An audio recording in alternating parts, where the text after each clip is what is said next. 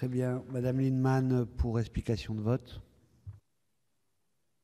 Je voterai cet amendement, même si je dois féliciter la Commission d'avoir rétabli le système existant des VEFA, puisqu'on n'élargissait pas à la vente en bloc total des VEFA. Néanmoins, aujourd'hui, vous pouvez faire des opérations avec 99% de VEFA.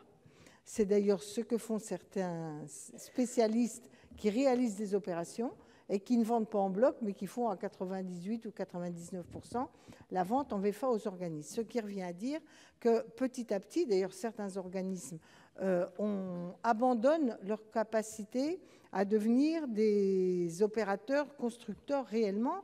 Or, la spécificité du logement social et du fait qu'on ait un patrimoine qui est géré dans la très longue durée, ce qui n'est pas toujours le cas pour des promoteurs qui vendent puisqu'ils ne sont pas bailleurs très longtemps, mérite une spécialisation.